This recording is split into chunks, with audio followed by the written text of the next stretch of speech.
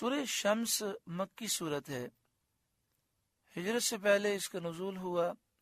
قرآن پاک کی ترتیب کے اعتبار سے اس کا نمبر 91 ہے، اور قرآن پاک کے نازل ہونے کے اعتبار سے اس کا نمبر 26 ہے۔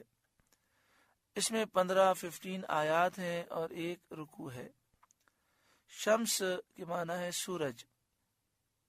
اس سورہ مبارکہ میں 54 کلمات ہیں اور 247 حروف ہیں۔ بسم اللہ الرحمن الرحیم۔ اللہ کے نام سے شروع جو نہایت مہربان رحم والا۔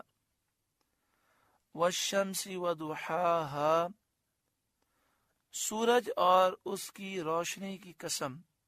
سورج کی قسم، اس کی روشنی، اس کی دھوپ کی قسم۔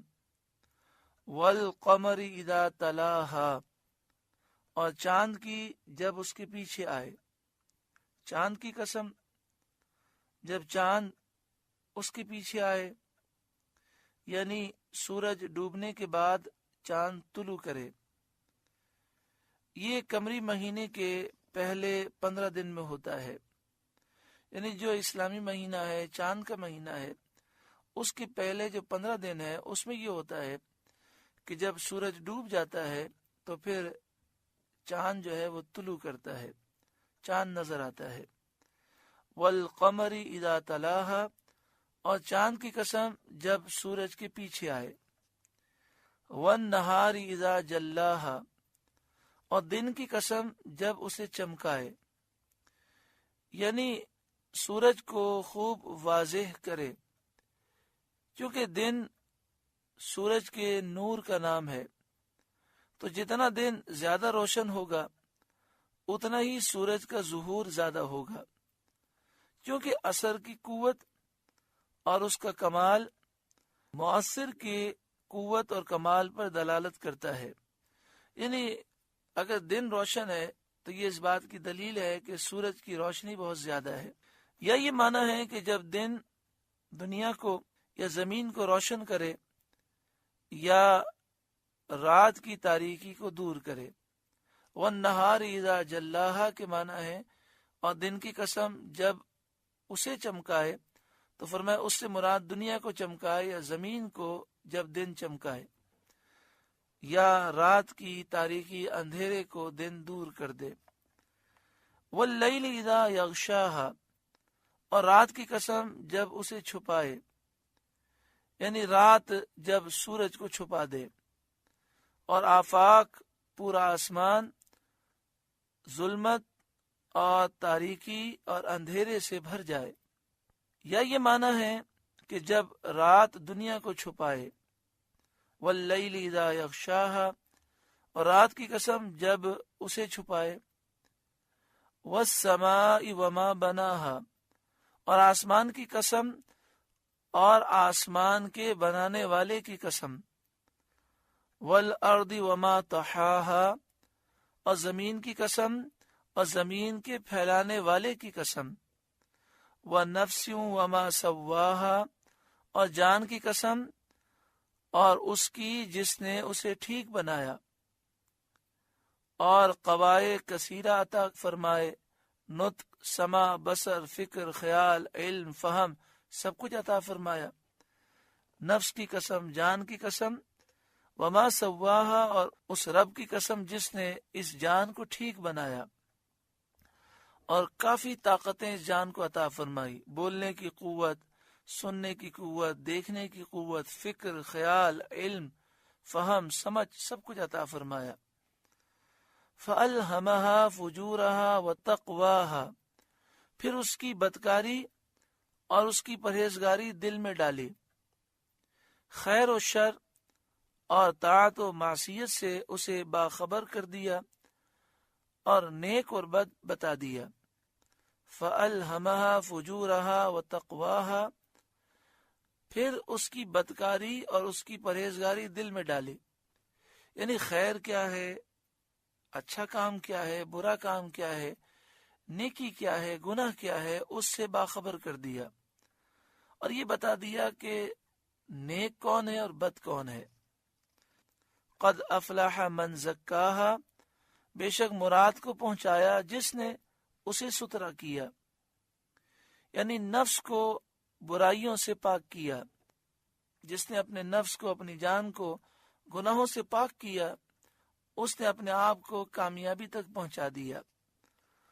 وقد خواب من دساہا، اور نامراد ہوا جس نے اسے معصیت میں چھپایا، یعنی جس نے اپنے نفس کو گناہ سے آلودہ کیا، گناہ میں غرق کیا، اس نے اپنے آپ کو برباد کیا، وہ ناکام ہوا۔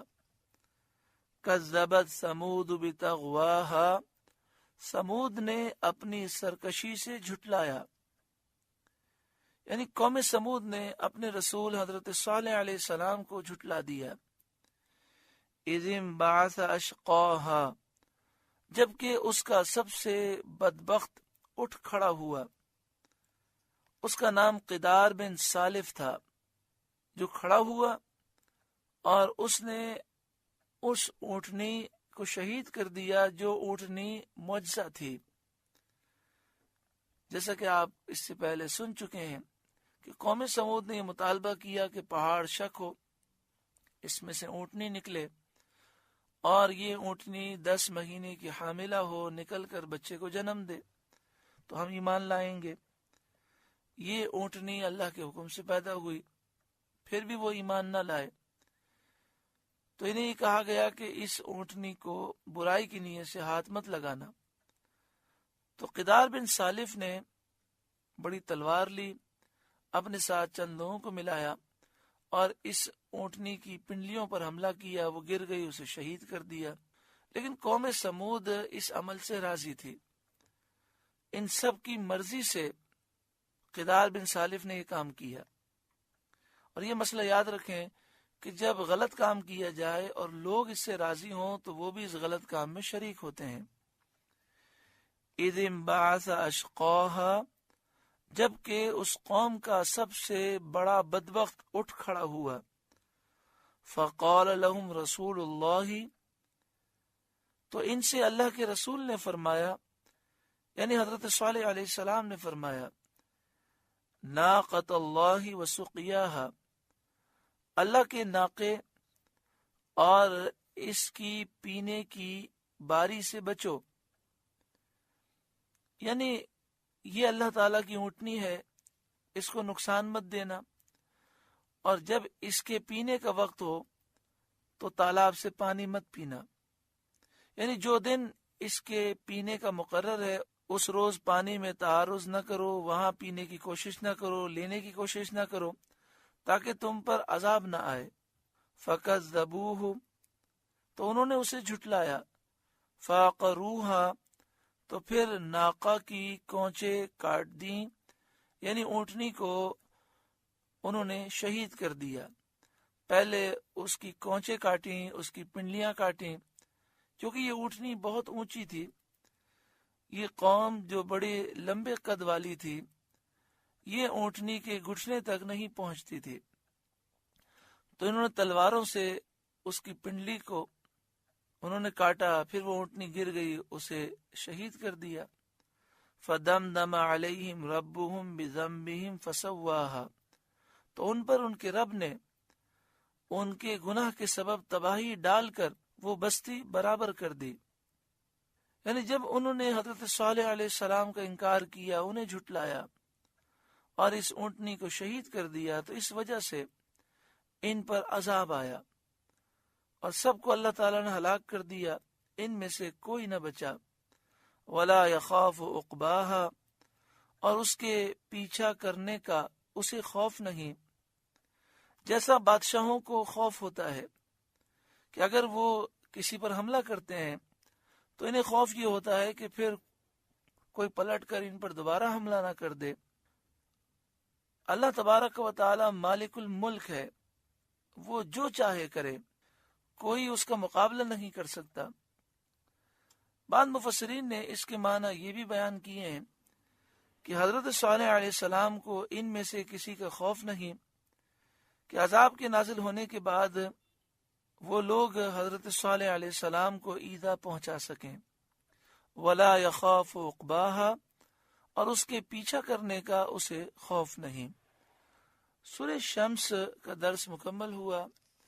اللہ رب العالمین اس سورہ مبارکہ کے نور سے ہمارے قلوب کو روشن اور منور فرمائے۔ اللہ اللہ اللہ